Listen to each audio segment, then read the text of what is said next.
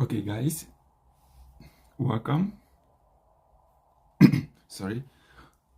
Welcome everybody to Marsego Empire. Good afternoon or good evening to you, depending on wherever you are. You're welcome once again to our normal discussion on Marsego Empire on Facebook and Marsego Empire on YouTube. So please, you can check the page on Facebook or on YouTube, depending on wherever you are watching me from.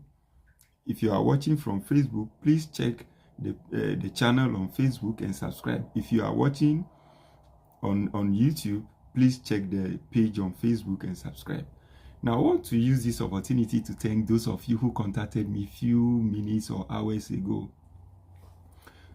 Sorry, when I posted on the Facebook page that I had a message from Facebook, some people actually contacted me. Some sent me WhatsApp messages, some actually called me asking what is it, Charlie. Thank you so much. I always say that the people who truly love you, your fans, people who truly want the best for you, they are not your family. They are people you don't know. Some of you actually called me. You are people I do not even know. We've never met, just on this page. But you care so much. God bless you. I'm so grateful. Now, today we're going to have a discussion on how to send emails to professors. We are going to see how we can put the emails together to be able to send. The emails that we are going to talk about, they are potential applicants or people who want to apply for their graduate, their master's, or their postgraduate program, that is a PhD programs. Now, in most schools, before you apply, or in all schools, before you apply, there are certain basic things that we need to do. So let's go through briefly some of those basic things that you need to do before we talk about the strategies that we need to adopt to send the emails. Number one, if you are somebody who wants to study for your graduate or postgraduate programs, the first thing you need to do is you need to check the admission requirement. Check and see if admission is ongoing and what is expected of potential applicants before they actually check, before they actually submit the admission. Now, you must also check to see if the school you are applying to actually wants their potential applicants to secure a supervisor before they start the application process, or securing a supervisor is not necessary. So if securing a supervisor is necessary, then you are the one I'm talking to. Then it means that you need to send a cold email, as they say, or email to professors that they will list on the website of the school. You need to send an email to them.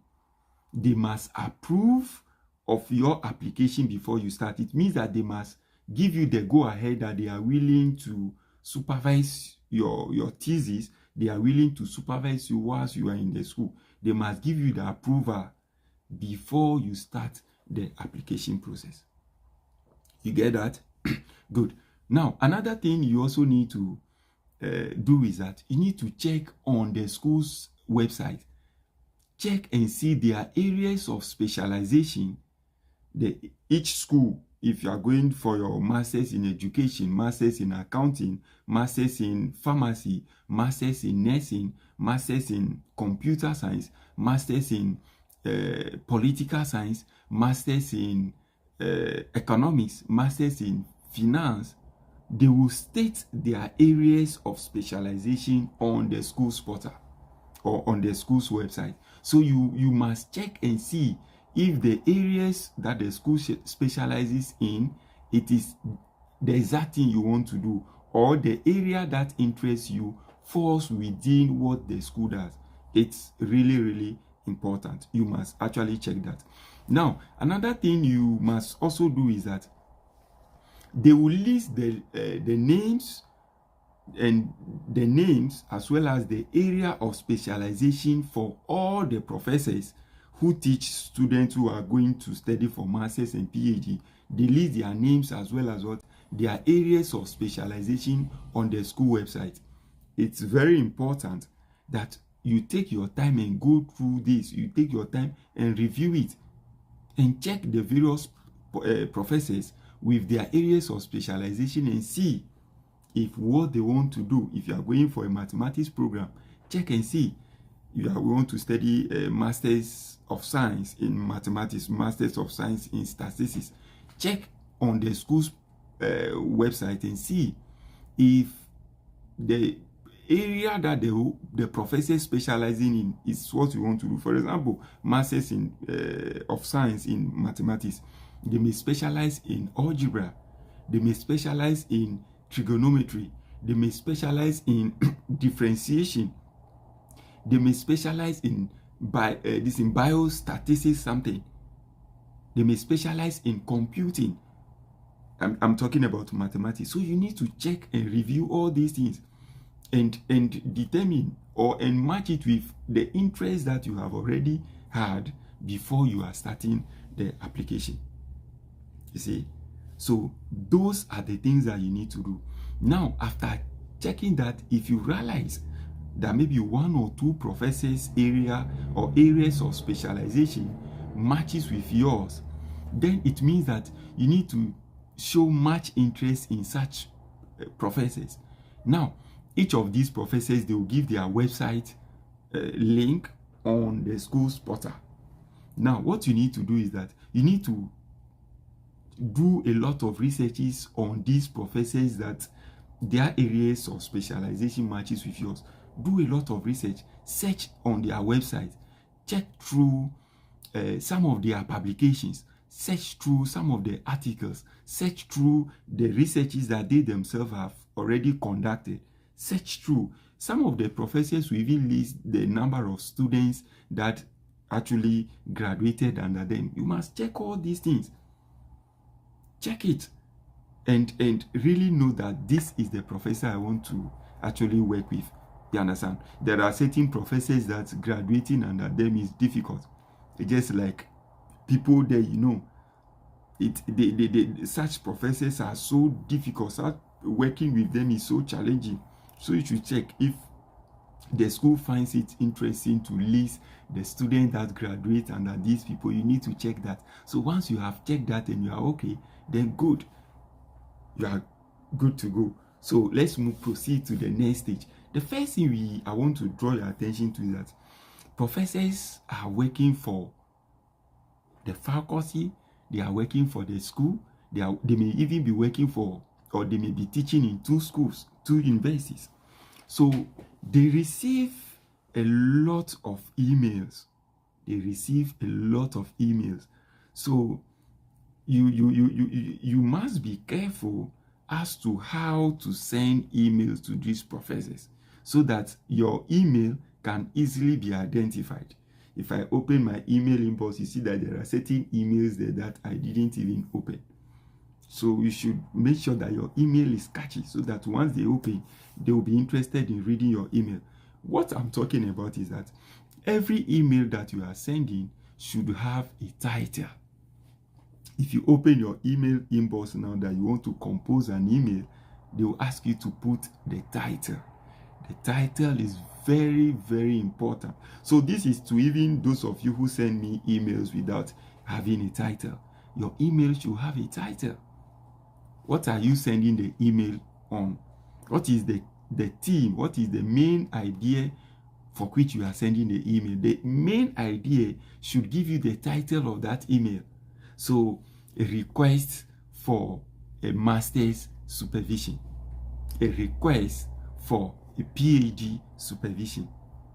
You see, now I know a lot of people will be using request. Request seems to be a common word. So if you are somebody who doesn't want to use request, what should you do? Just pick your phone, go to Google, ask Google. Everything is on Google. Ask Google of what? Synonyms of request. They will give you a lot of synonyms so that you don't use request for all the professors that you're going to this in email, so that you can use equally important or equally professional ways that will be catchy. You see, that is the first thing that you need to do. Now, After you are done with the title, then you need to proceed to, let's say, the salutation. Don't say, we know in Africa, every man is sir, every woman is madam. So don't write dear sir or dear madam. Don't do it. Don't do it that way. Already the school has given you the list of all the professors, so you know their name. So maybe, let me see who is watching now. Good. Maybe Queen Kali is watching. Ahmed, I don't know if I'm pronouncing your name well. Ahmed. So Ahmed is watching. So he's, based on his name, he may be a male. So if his name is Professor Ahmed, so it should be Professor, dear Professor Ahmed. Don't even short it. Don't say dear Prof Ahmed. No, dear Professor Ahmed. Now, another person who is Queen Kalin, who is watching, you can also say dear Doctor. As for the doctor, I know on most of the portals they write Dr. dot. So dear Dr.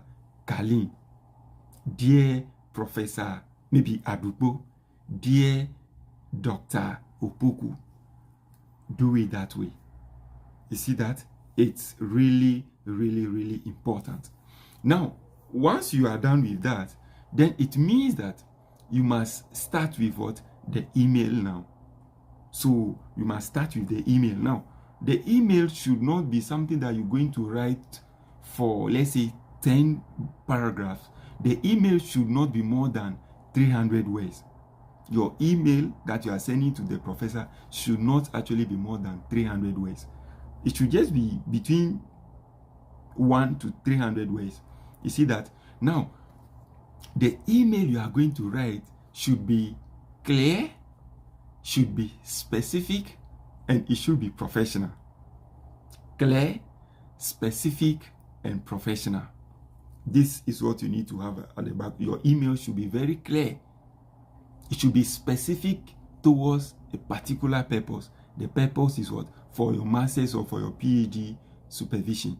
It should be professional in the sense that this is somebody you've never had a contact with. This is not somebody that, this is somebody you've never spoken with. This is somebody who doesn't know you. You do not have any friendship or any cordial relationship with him. This is a professional setting. So the email you send it to him must be professional as such.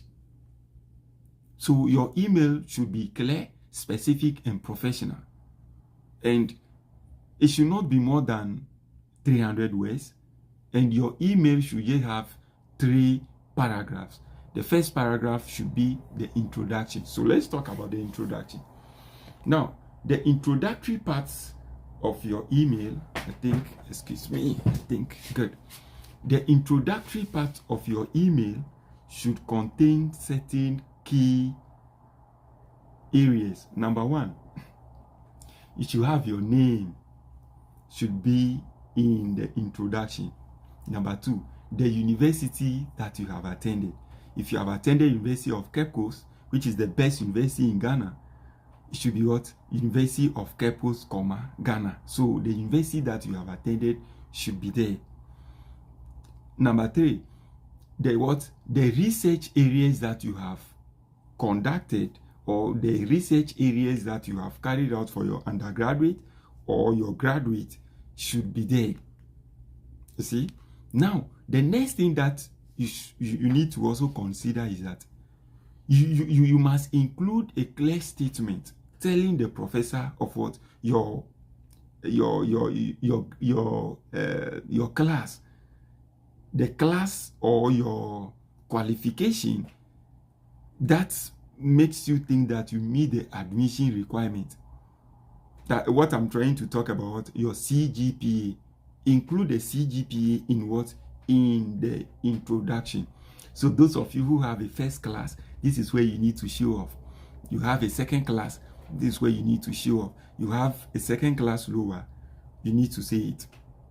So far, I haven't seen any university that states that they want people who have a third class. Some of the universities will tell you they want a 65% CGPA, that is second class lower. Some of them will tell you they want 70. Most universities will tell you they want 70. See, until you are interested in studying abroad and you want a scholarship, you will not know the relevance of getting a good class. So tell them about your name, the university you have attended, your research area, and what the class that you have gotten or the class that you were awarded. So you can say, my name is Kofi Mensah. I'm a graduate from the University of Cape Coast. You see, so you can say that, or I'm Kofi Mensah, a graduate of what? University of Cape Coast, Ghana.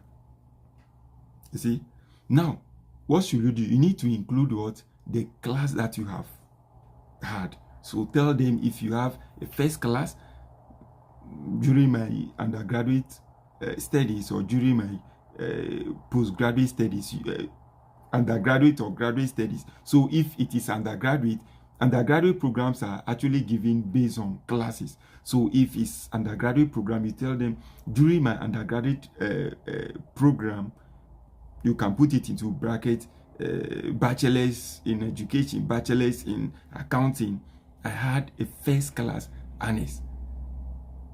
Or during my undergraduate studies, I had a 70% CGPA. You can put it at second class upper, a first class, so and so. Then you tell them about your research area during my undergraduate studies, or whilst I was pursuing this program. You see, the research area that interests, or the research area that I carried out, is calculation of something, or how to add 2-3 digit numbers. That is, if you are this a mathematics student, how to maybe add, or students' ability to add 2-digit numbers, 3-digit numbers, or whatsoever. So you are telling him about your research area, as well as what you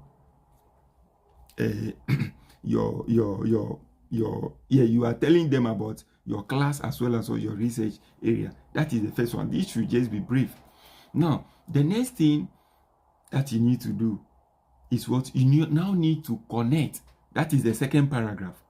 The second paragraph, or the second thing you need to do, is what you need to connect what you are doing, or what you have done, or your current research work. You need to connect it to what the professor is doing, or you need to connect this to why the professor should actually consider working with you. This simply means that you must, at this stage, you need to give what we call the abstract of your research paper. You see, you must give the abstract, that is what the summary of your research work. Tell him or her of what the summary of what you have done. The first paragraph, you have just written it. My research area is maybe misuse of instructional hours in basic schools in Ghana. Have you seen that? Good. So if your research area was just about instructional misuse of instructional hours in basic schools in maybe Pando municipality or in KJB district, you are not giving them the abstract. Actually, the abstract talks about the summary of your research. It talks about what your research findings. So in the second paragraph, this is where you must need to connect that. Tell the professor or the doctor about what your research findings. Tell him, give him an overview of your research findings. Tell him or her about what the abstract of your research.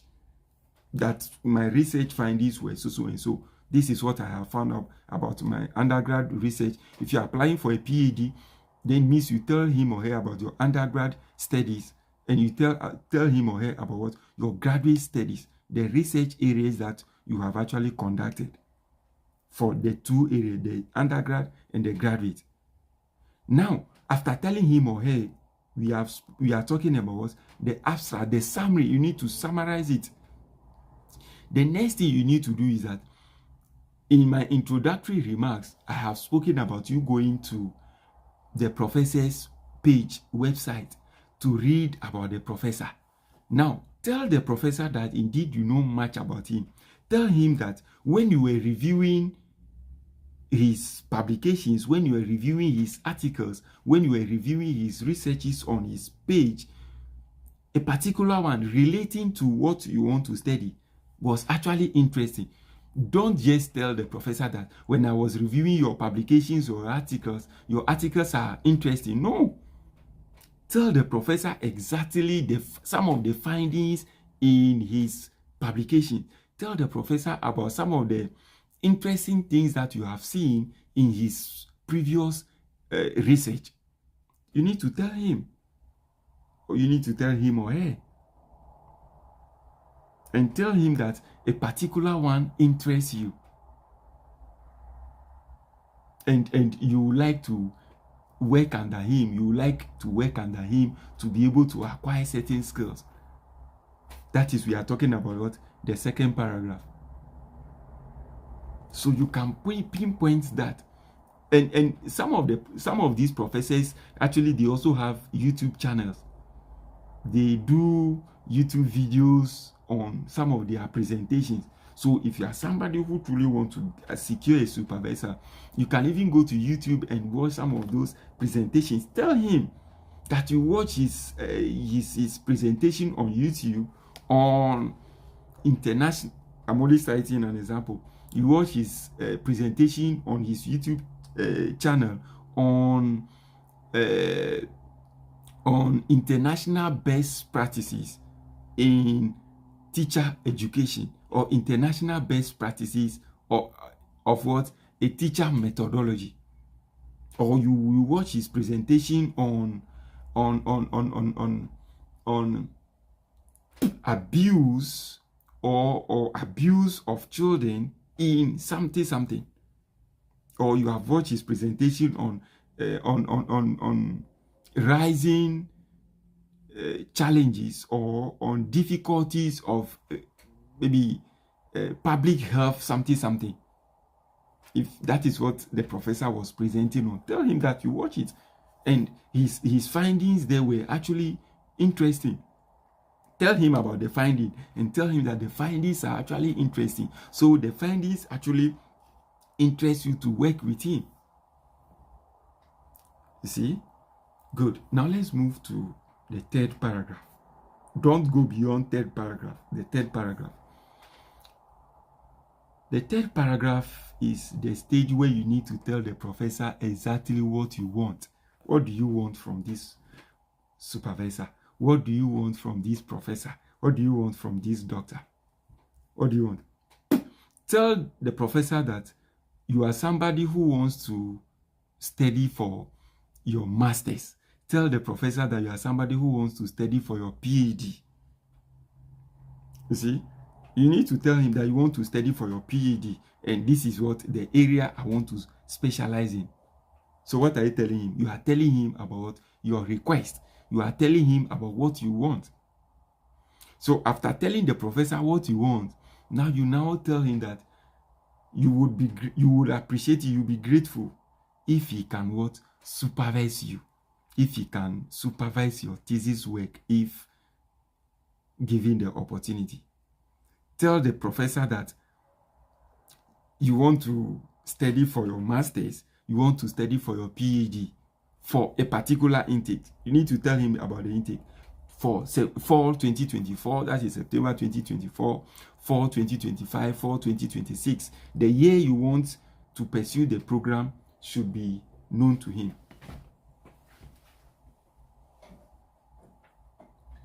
Yeah.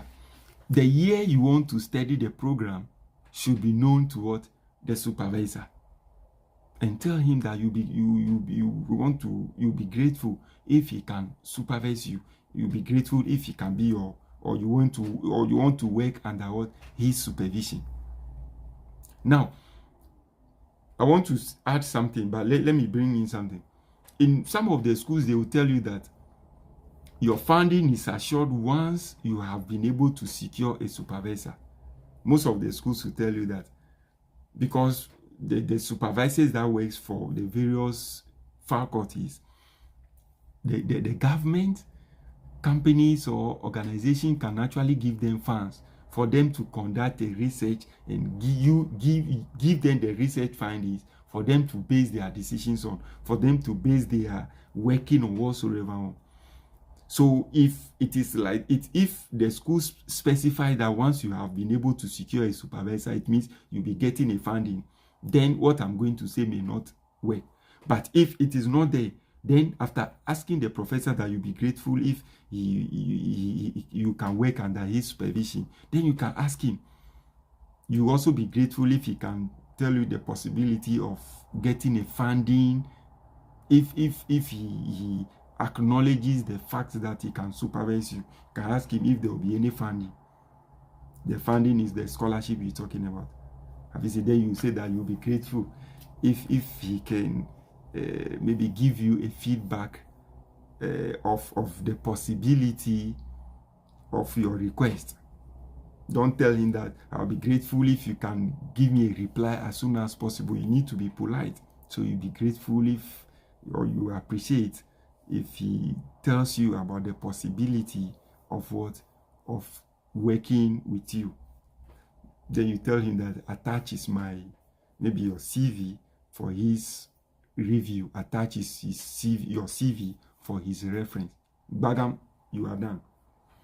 After writing this, please and please check your spellings, check your grammatical constructions. This is a first impression. The way you'll be able to put this thing very nicely will win your trust or that you win the professor's trust. The way you'll be able to put this thing nicely will make the professor to be willing to work with you. You guys see that? So this is what I want to bring to your attention. Let me see if there is any. Okay. Oh, someone is saying only my kitchen. Thank you. There. This is not my. Yeah. So that is it, guys. So that is what you must do. Now, if you are applying for your master's, then you just have to add only your how will I even put it? Only your CV. But if you are applying for a PhD, you can add maybe some of your research works or any publication that you have done. Now, if you are adding your CV, I want to specify something relating to the CV. If you want to add your CV, please and please, at the top, after your name, your address, your phone number, the next thing you need to indicate on your resume, on your CV, is what? Your research interest. Put your research interest there for the professor to know the area or the aspect you want to research on. It's very important. Then you bring all the other things. Maybe with time, we'll talk about the CV, but I want to draw your attention to what? Putting your research interest on your CV. Guys, you see that is a place. If you find this discussion so engaging, so relevant, please share it for others to also have access to it. Like the video, comment. If you feel that there is something I've not spoken about, please comment and drop your view under the video. I'll see it, I'll also respond, and I'll acknowledge you. Thank you so much. This is Marsego Empire. Guys, enjoy the rest of your evening, enjoy the rest of your afternoon. Bye bye.